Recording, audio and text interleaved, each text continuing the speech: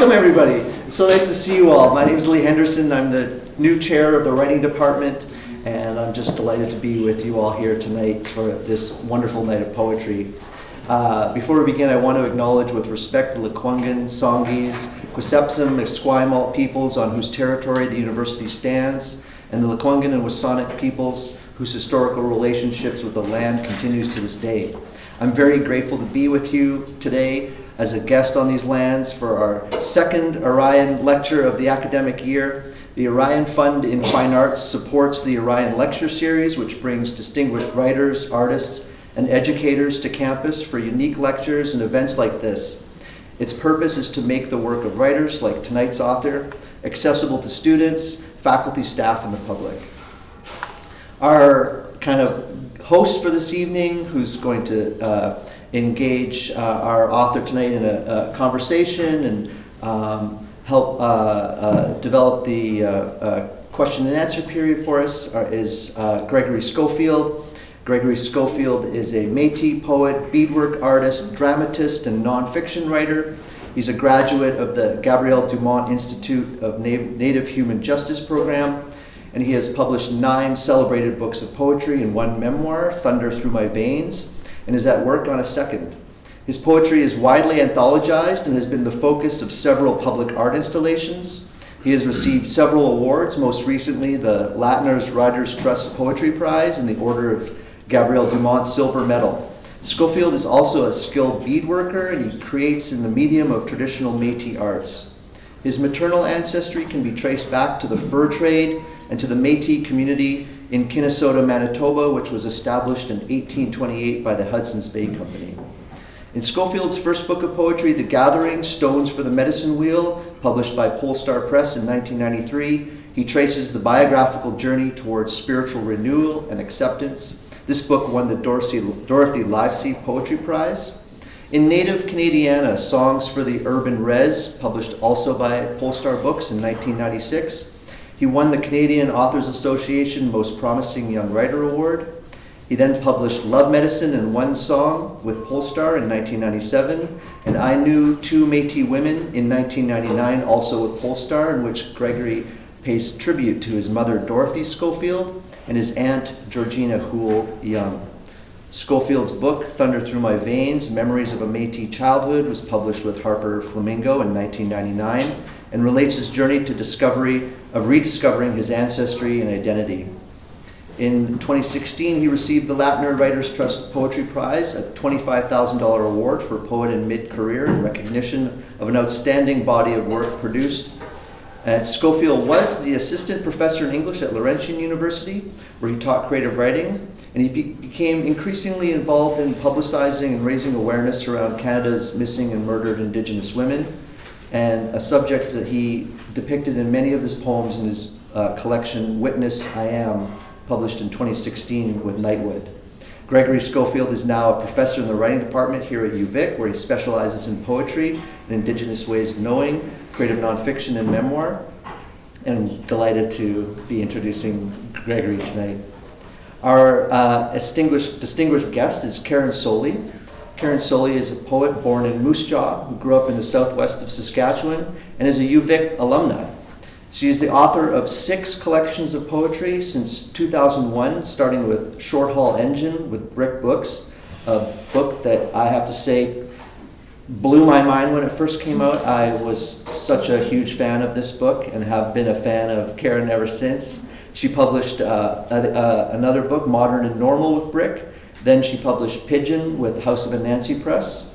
The road in is not the same road out, also with Anansi and with Farrar, Straus and Giroux in the US. The Caiplie Caves was published with Anansi, FSG, and Picador. And her latest book is Wellwater, published with also Anansi, FSG in the US, and Picador in the UK.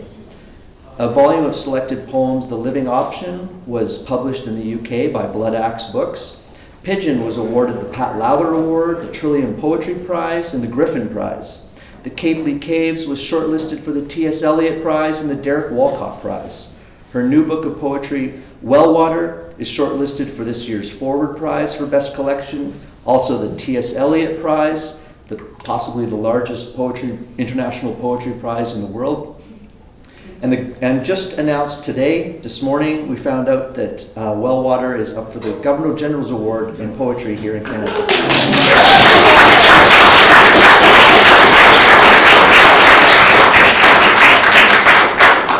Please welcome Gregory and Karen.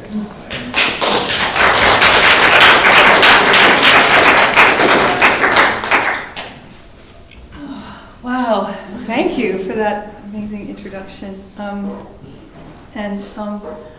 It's nice to see you all here, and it's really great to be back at UVic, although, you know, it was a long time ago since I was here, and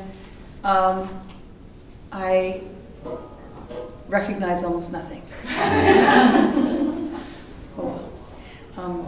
But yeah, it's nice to be back among the beautiful trees at a beautiful time of year.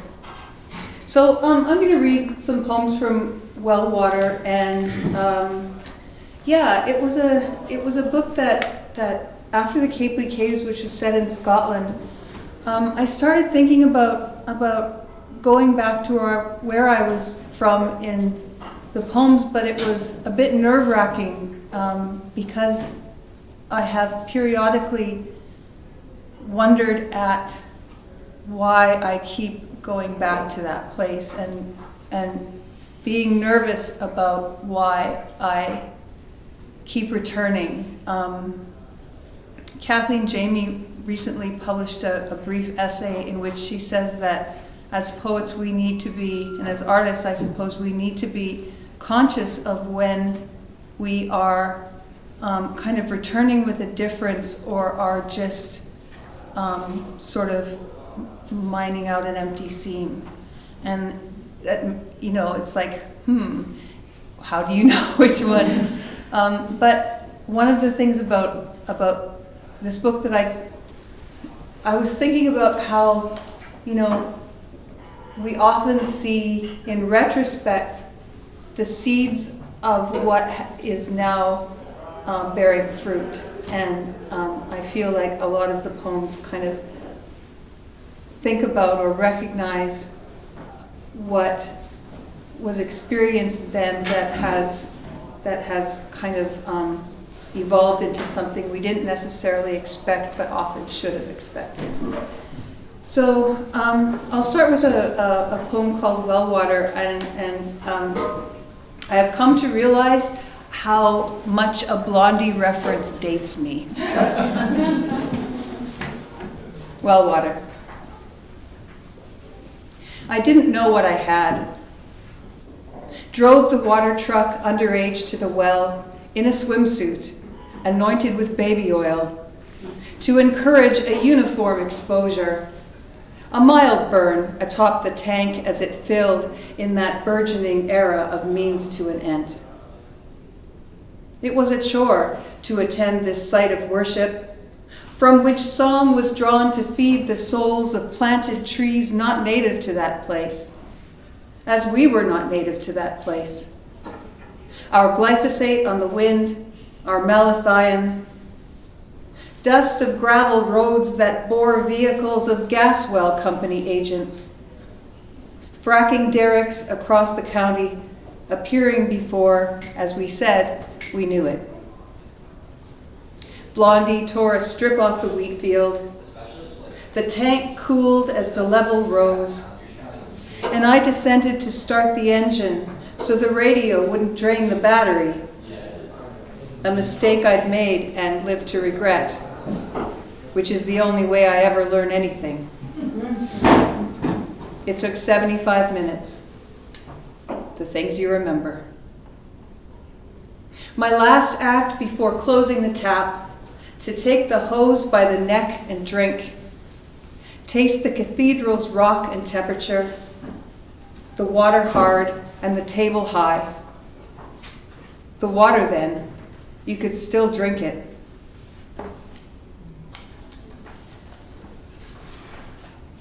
Having grown up sort of, you know, as a Gen X kid, looking back on that time and all of the things that went on in that era, you know, one might ask oneself, like, was that okay? But sometimes it was and sometimes it wasn't, and there you go. So this one is set in Toronto and sort of thinks about through some of those old memories. It's called The Trees in Riverdale Park. Diagonal paths quadrisect a square acre, white as the page in February. In the soil of this basic geometry, ash, elm, and maple thrive like understandings whose bare logics are visible. Understandings the theorem has allowed. Between roam bodies of the sensible world, people, dogs, all those lovers of the material and immaterial illumined as under working hypotheses by sodium bulbs whose costly inefficiencies Los Angeles and Philadelphia have apparently moved on from. The trees are grand hotels closed for the season. But below ground, social life is taking place. As when snow lay on the fields, and people descended to rec rooms, secret bars, like the snake pit in the basement of the curling rink in Golden Prairie. Our big Ford nosing the siding, we waited for our parents with the engine running, under grave instruction, as radio sent our autonomy bounding toward us. Chilling scenarios inspired by the trucking forecast and news items from Great Falls or Bismarck freely imagined. Songs that gave us bad ideas and the seeds of a mythology. 10 minutes, then 1 hour, 2, pop and chips and the gift of the periphery. I've never understood what starlit means. On a clear night in their millions, they cast no discernible light into the dark expanse where a farmhouse sat, sleepless in its chair, and grid roads and bullshit Carragana disappeared, where the animals' lives played out, smells traveling slowly, low to the ground. In Riverdale Park, the diagonal walks, like diagrams, may be said to describe themselves, which is a relief.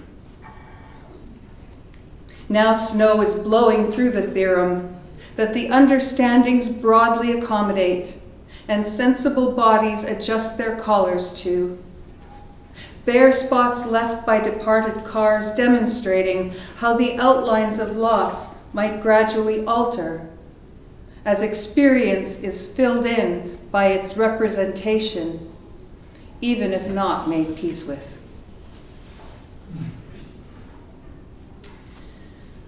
One of the things that happened in the writing of this book was something that was surprising.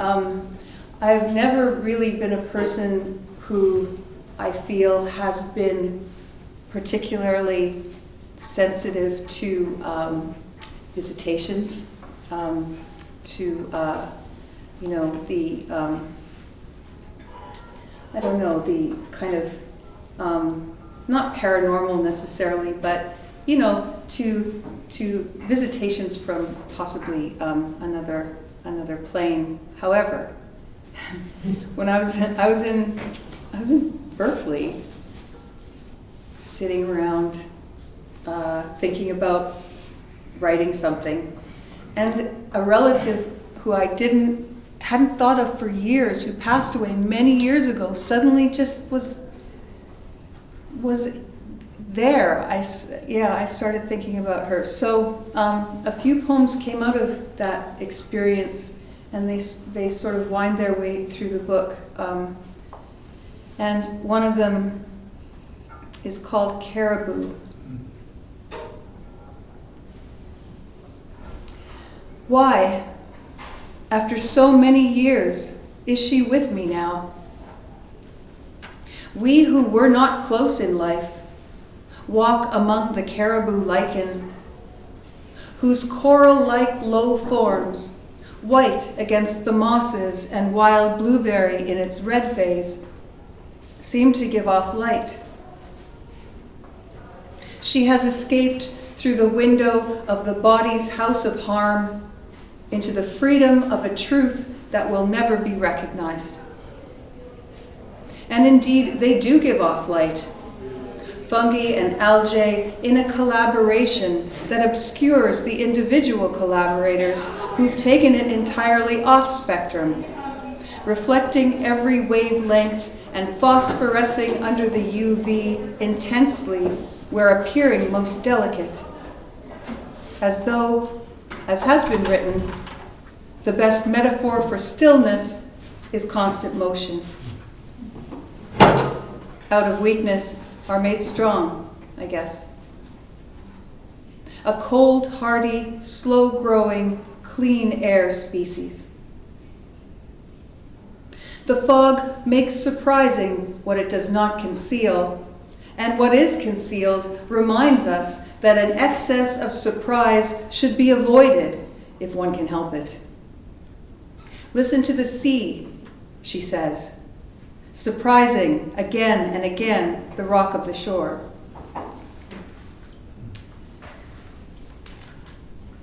Oh, who knows why things happen? But I'll read another poem from that. I guess it's a kind of series, and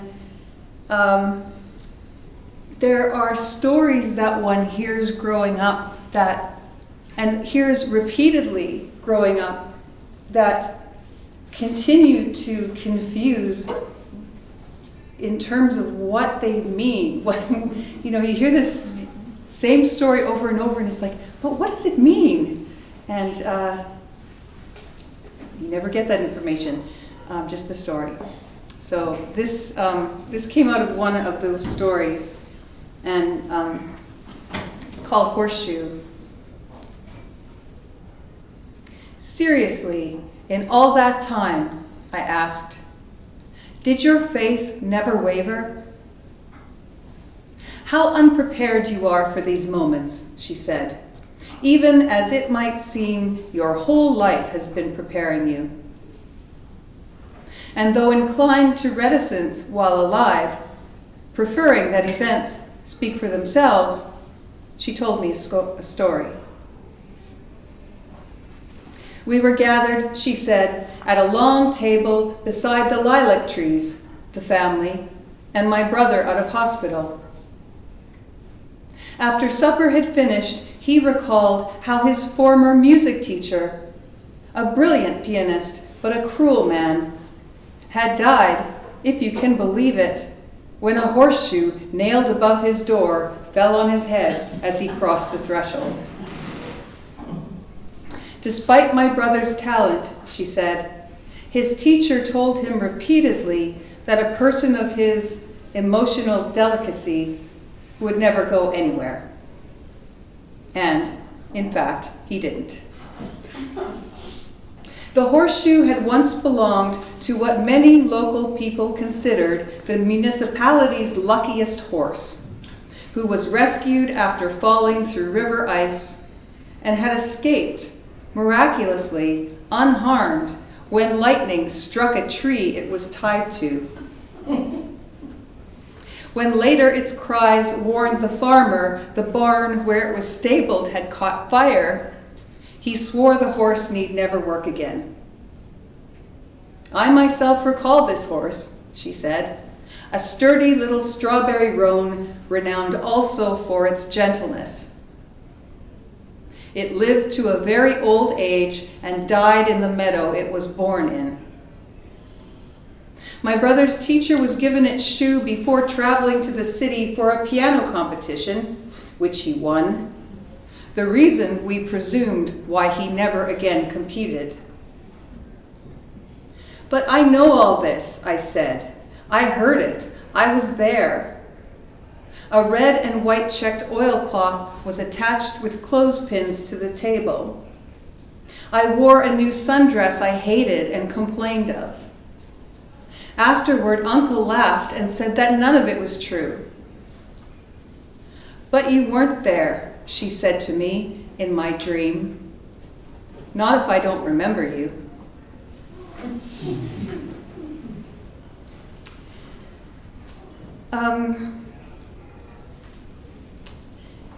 Let's see. Okay. Oh, maybe just read a couple more poems.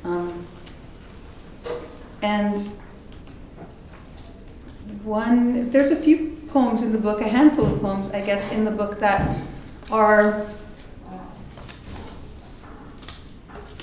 they're set back home, but I've always been interested in creatures that are so ubiquitous, so common, that they sort of disappear into the landscape. And the antelope on the prairies is one of them.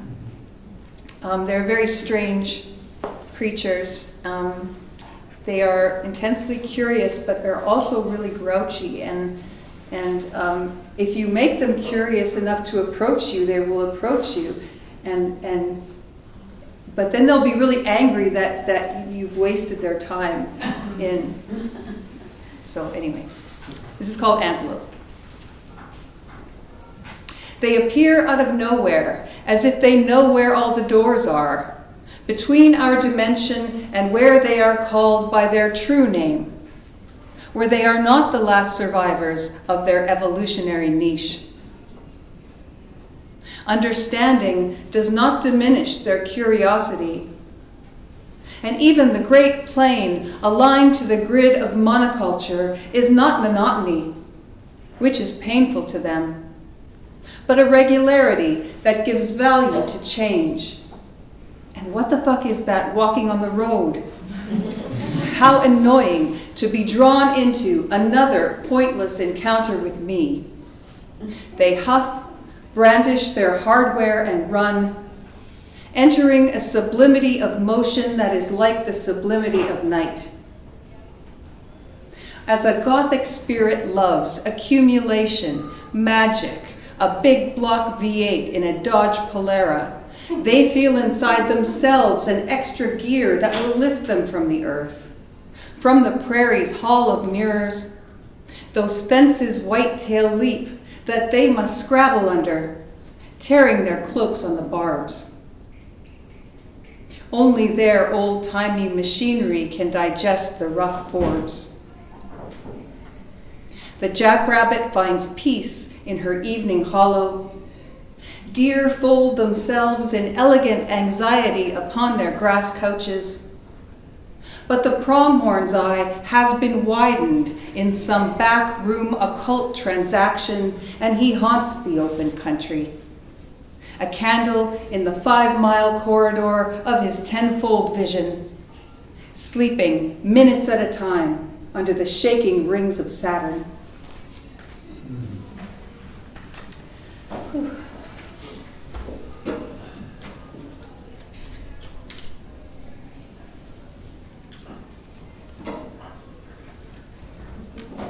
All right, I'll just read one more, and it is one that I lost my dad in the course of writing the book, and there's a poem or two that there are a few poems that were written after his death that include him, and some of the poems that were written prior now feel different to me. And one of them is Holiday at the Wave Pool. Anybody been to the West Edmonton Mall? Oh, Karen. So you know, it's kind of it. Thinking about it sort of reminds me of how you know, things that you thought were amazing as a kid, that you then later think as a teenager and maybe a younger adult it's like, oh, malls are stupid. Like, no one goes to the mall. Whatever. And then as you get a bit older, you realize the wisdom of the shopping mall in a place like Edmonton. So this is Holiday at the Wave Pool. Warmish, oft bathed in.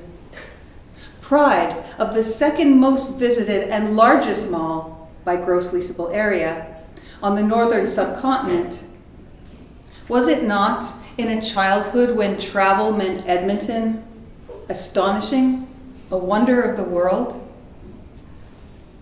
And on the other side of the intervening years, during which acknowledgement was sought, sometimes deserved, and occasionally won, when individuality hardened the heart and mysteries into problems, is it not a respite from the buses in March, from all the falling and soothing to the shoulders and the knees? Stroll without your heavy coat along the ice-free corporate boulevards, out of the wind, road salt, the violently arbitrary real, and get your steps in. You in the light of your living, you one-off among the wings repeating franchises. We of the just looking thanks. Can we dance inside a little to the serviceable pop? Cry when it's sad in front of everybody? This humor called sorrow is inevitable as the food courts devoted to each stage of life and corresponding institution. A water feature beneath potted trees who've unfocused their eyes forever is a place to enjoy without buying, like nature. Pretty decent. It could be worse. With mom and newborn brother in hospital, we left our square of lawn tied to the clothes horse, shivering in back of the duplex, and went every night to McDonald's. My dad, little sister, and me. Him not knowing what else to do with us.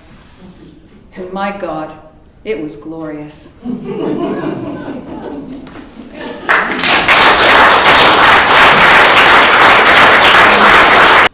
Of course, Karen and I have had a chance to visit over supper and talk about lots of things. And earlier, of course, because I like to be fresh with what we're going to be talking about. Of course, earlier I crawled into bed and I took your book and just laid there for a couple of hours and read and just read. Of course, I have to admit, I always go to kind of, the copyright page because I'm like, when was she born?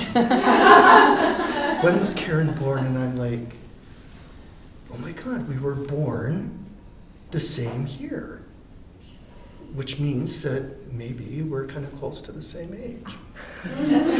So I got thinking, and Karen, this is kind of for you. This was written like 30 years ago. This was like 30 years ago, okay? Oh my God. Yeah, 1995. Okay. A new generation of poets has come of age. In this volume, award-winning poets Lorna Crozier and Patrick Lane present the work of 31 of the country's best young poets, including Michael Redhill, Karen Solie, Karen Conley, Gregory Scofield, and Stephanie Bolster. These are the writers who were born in the mid-1960s to 1970s. Indeed. Crozier writes, they are large, precarious, ardent group of skilled and passionate writers, and they have faith in the power of poetry to rekindle, redeem, and renew. Without a doubt, their poems are breathing fire. Wow, yeah. Yeah. So that, I think, was our very first introduction Yeah, that's right. at the launch of Yeah. Breathing Fire. Yeah. That was like 30 years ago. It's crazy. Yeah, and I remember it because I was so nervous and just didn't know what had happened, and suddenly, there I was in the midst of you all, and I'm sure a lot of us felt like that, I did. that anthology was really something. It was. Yeah. It was. I remember being at an event one time, and of course being with another artist who I think I'd known since I was probably about 15. She was older than I was. She was actually a director of a theater company I was involved with, and I had been invited to do a reading of my poetry. And I remember her saying to me, like looking at me, and kind of almost in this kind of motherly way, and saying, who would have thought all these years later we'd still be working? Mm. So, of course, over visiting, over supper, and then were you born in 1966? Yeah. What month were you born? Oh my God, we're like 9 days apart. Are you this? Are you that? And just talking about our lives and our lives as writers. And it's like, as poets, and the things that we grew up with, the things that we're now straddling, these worlds, and how my thought was, it's like how we're still creating. Yeah. We're still creating this world. And it's not any, well, it's not that it's not any easier. I think that that's kind of a truism when it comes to making any art, that you're always at the beginning when you start a poem or anything, it never really gets any clearer. But I guess the trick is to sort of expect it, for one thing. Initially maybe you still hold on to the idea that at some point I'll know what I'm doing. And at some point I'll feel like I'll go into a new poem or whatever it is, and with some confidence that I can pull it off. Nope.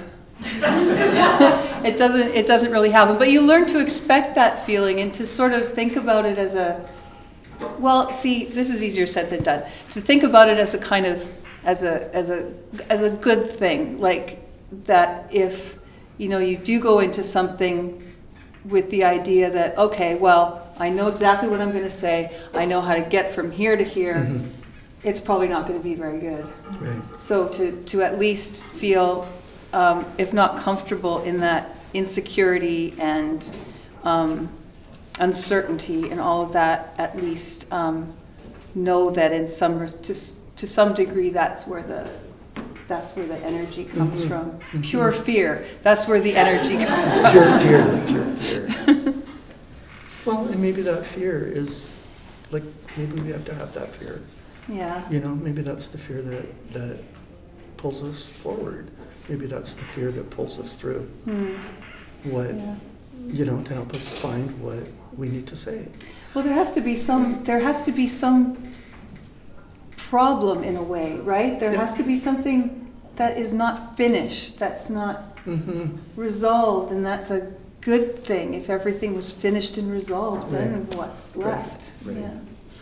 Well, as I was reading poems earlier, and just in a really quiet space, really allowing myself to kind of absorb, and I mean, of course, relating to the landscape.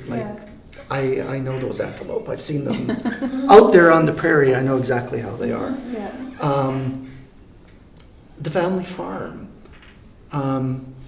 You're growing up. Travels, the world, like things that are changing, things that have changed, even in our generation, the things that have changed, the things that have changed for us as not only humans, but that have changed for us as writers. So I was thinking, it's like, I wonder what Karen's process was with this book. And it's so interesting. I mean, you talk about,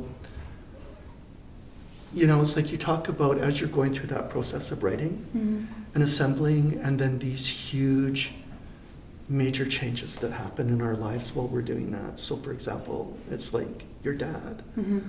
And it's like you're working, you're writing, you're holding grief, you're, working to try to find a way to say what, your writing is about or what you want to articulate in your poem. So I wanted to ask, what was your process with this book? Did you just start by writing poems and then, or did you have an idea about what you wanted to do? Not really. The book previous to this one was sort of a project book. It was set in Scotland. It involved a lot of research, which I loved. I love research. I love things you find out. I love the names of things. There is so that was a very research-heavy sort of project-oriented book, and I missed that when that book was done. I missed the hermits that I was researching, and the Scottish hermits that I was researching, and I missed all the mystics that I was reading and all of that stuff, and how stuck in I was and all of that. And so this one was a little bit nerve-wracking, but I just started writing poems. And I wasn't thinking about a book, Okay. Yeah. It was just like a poem was done, and then I, put it on a virtual pile, and then eventually, started another one. So I wasn't really thinking about a book. And with the exception of maybe a couple of poems, I have a longer poem that has a lot of herbicide names in it, and that goes off on Bayer Monsanto. Yep. That one involved a little bit of research, some terrifying research into what Bayer chemical is up to. But other than that, this is probably a book that has involved the least amount of research that I've done, which is, which was a bit scary, I suppose, because although I have found things that are interesting to me and that I think have been good for poems in research, one can also rely on that, or at least I should speak for myself. Yep. I can also tend to rely on that a little bit too much. Right. So this one was very much, I guess, thinking about memory in a different way and consequence in a different way, I guess. Yep. And also trying to be a bit, more open to things like long ago relatives suddenly being in the air, and trying to think through that instead of being too focused on maybe the kind of writer that I thought I was, or Right. the kind of person that I thought I was, someone who is not to whom ghosts do not appear. Right, you know? right. So, yeah.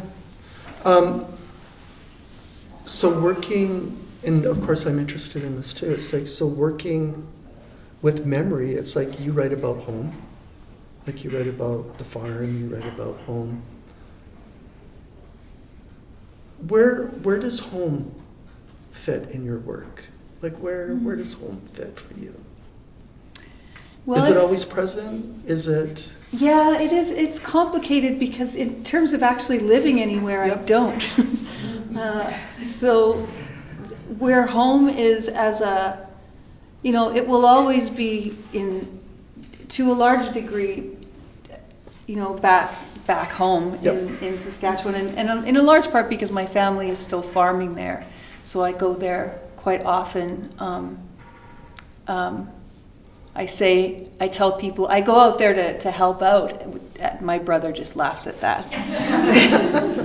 I sometimes go out there and do all the crap jobs that he tells me to do. But otherwise, in terms of having a home base, I don't really. So Yeah. I think of it as I think of my friends as a kind of home, who are my, I have an emotional home in them, I have an intellectual home with them. Right. Yeah, so, So it's a lot about relation, I think. Yeah, I've always found that question really interesting, and I mean, you know, of course, other prairie writers, people like Lorna Crozier and, you know, various other, I think Tim Milburn, to a degree, is that people always seem to be, even if they're not physically living kind of in the prairies, they seem to be taking the prairies kind of with them. Well, and it seems to kind of follow, I guess, kind of all of us in a way, no matter where we go. Yeah, and I think it's true for a lot of us that if a person does grow up in a, like, not everybody like lives their whole childhood in one place, of course. But there's something about, you know, the prairies, like it's in the way I talk. It's probably in the way I move, and it's in my pool of metaphors, my first pool of metaphors that I keep going back to. So people, you know, we carry these things around in our bodies. Yeah. So of course this is like leading me down like a rat hole of, I'm like, oh, prairie metaphors. I'm like, you know, interesting. You think of all those idioms, and you think about the things that you've grown up with, and that kind of language, which almost kind of becomes endemic, like, to that place, right? Yeah. And of course, I'm always interested, like I said, in this idea of no matter where we end up physically, it's like we're always kind of dragging home with us, even though we're exploring other homes and other ideas of homes. I actually have to pick up my question here because it was, I had to kind of alter this when we were reading because I'm like, okay, well. So you should read that one. No, so like without surmising like too much about the poems, I mean, we were kind of laughing about that at supper. It's like, you know, people going, oh, what is your book about? Well, what is it not about? It's like it's about everything, right? Instant erasure of the mind, that yes, question. Exactly, yeah. Well, it's about this, and this. So of course, I don't want to like surmise too much kind of about like what the poems in the book are about. But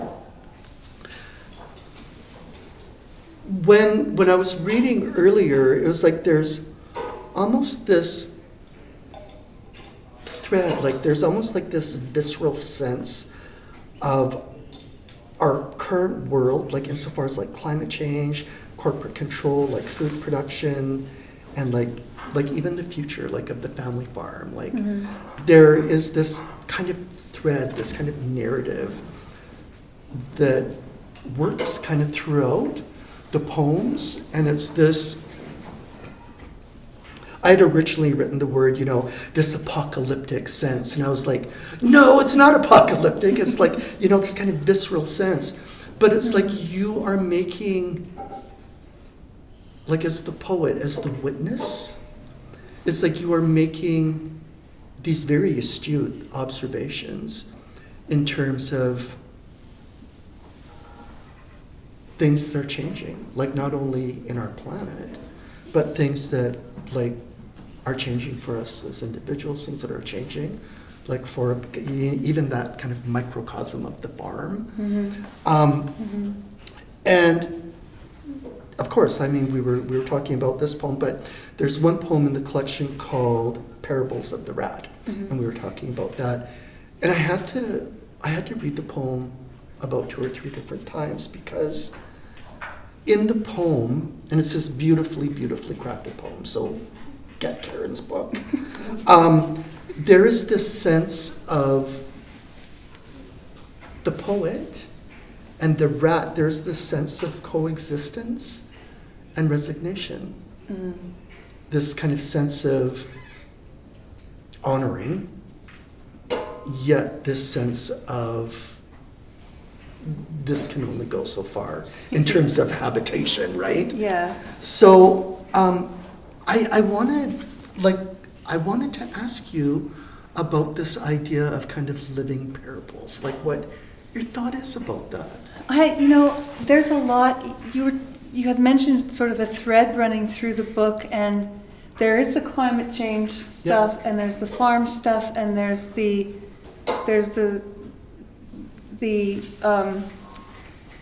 humans dead and living in it. Yep. A lot of ghosts, but one thread that I think does run through it is money. I was thinking a lot about money as the book went on, and how the gap is widening, as we all know, between the super rich and the people and the working poor, the people in peril, and it's only getting wider. And so it just became kind of a center of gravity around which climate change revolves, because a lot of that is about corporate control and money. There's a couple of ranty poems about Toronto real estate there, and rentals and whatnot, and what divides people, and whose interests it is to keep us divided. Right. So it's the money's interest to keep us divided, and we should look towards those interests, perhaps in a little bit more organized way, I think. But not to go off on a eat the rich type thing. However, no, absolutely, yeah. But I mean the rat thing, though. Having lived, if you live in a house with rats, it's a real problem. Even though, you might, as we were talking about, I don't have anything against them when they're outside. In fact, they're very interesting creatures. They're smart, and they're social, and they're resilient, and they have emotions, and they play, and all that sort of thing. The moment they enter your space, you're dead. And and of course, you don't want to die in a rat-induced wiring fireball, right? So. But you weren't going to kill it. No, well, that's the thing. But you would take its body out, but you wouldn't. Right, because you wouldn't kill it. Yeah, you have someone else to do the dirty work for you. Why? Because. And that did happen, and it was horrible. So I was house sitting for someone, and they had a person who did handy jobs around, and he laid down sticky traps. Okay. And I was in the house when a rat got caught on one of those sticky traps and just started screaming. It just started screaming, and it was horrible. And I immediately went and gathered them all up and was like, I will live with the rats before I will have to listen to that again. But it's still it's that conundrum, right? It's I don't want to kill anything, but I don't want to live with rats. And so it's complicated, and those kinds of complications, those sorts of moral and ethical complications interest me. Yep. And I think that often the impulse is to just, well, I can't do anything about it, so I just won't think about it. But there's something about it at the core of those complications that has a kind of rippling out of significance that should just. I'm not saying we all have to live with rats now, but no, of course. But there are some questions that are worth keeping live, unanswered, or unresolved, I suppose. Yeah. Right. Well, it's interesting because, of course, a couple of times when I read the poem, I was like, yep, therein lies the poet's heart. I was like, maybe that is the essence. Maybe that is the essence. You do this really, the book starts with this incredible poem called Basement Suite. Yeah. And I started reading it, and wow, what a sense of the physical space and the physical place and how that keeps being remanufactured and reworked. Again, monetary, it's all about money. It's all about money, right? Yeah, yeah. So I was really taken by your observation of that physical space and how that physical space, like I said, keeps being manufactured, and how, I guess really it's like, whether we like it or not, like we learn to live in those spaces. Yeah. We learn to try to find the best thing about those places. Well, it was funny because as a lot of us maybe have this experience that when you reach a certain age as a kid, you get your own room, and often it's in the basement. It's like it's where the rec room is, and when you get to move down into the basement, it's kind of your own space. But then as an adult, I don't know, I just spent, like, who's lived in basement apartments here? Yeah, it's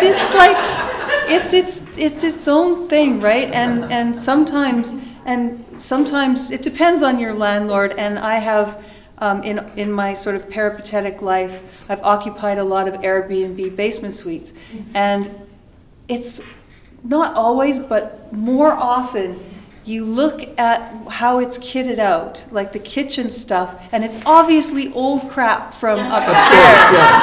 And it's like, you don't want to use this anymore, so then you give it to your tenants, and it's just, there's a weird like disconnect. You become a sort of a money generator when you live in those places, and it's almost like,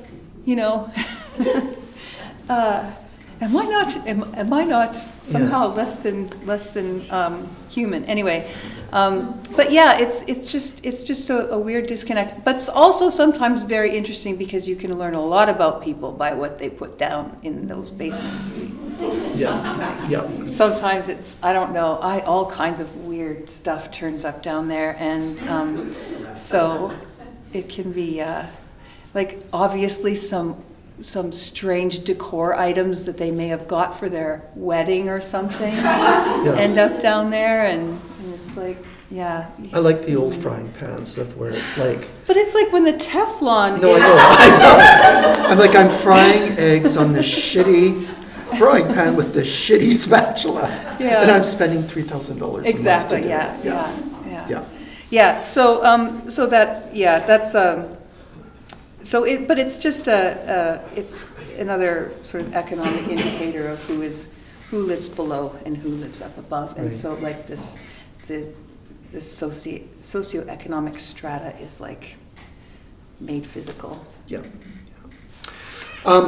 So before I open it up for questions, I have really one more question that and I guess I always think about this as a poet. Especially if a new book is coming out. And I mean, of course, everybody, and that's the nature of poetry, everybody interprets our poems the way, through their filters and through their experiences and their understandings. And, I had once said that my job was done once I had put it on the page. Mm-hmm. My job isn't explaining it to you, what the poem is about. Your job is to figure out what the poem is about. So my job is done. So your job is done with Wellwater. Yeah. What do you hope people drink from the book in terms of Wellwater? What do you hope people... I think that, it's a hard question, but it feels like a really also kind of fundamental, familiar one too, in terms of what I go to other people's books for. Mm-hmm. And a lot of it is company. It's feeling someone else out there. It's feeling spoken to and having, one's intelligence and heart respected. And that's a lot of it. You know, we were talking about reading experiences earlier too, and you know, that feeling of you know, the phrase is losing yourself in a book, but there's a great comfort in that experience because you feel in the presence of another mind, and that's a great source of comfort and a reminder of what human beings are worried about and what we love and what we hope for and what we fear, and it's company. Right. Yeah. A beautiful answer. Thank you.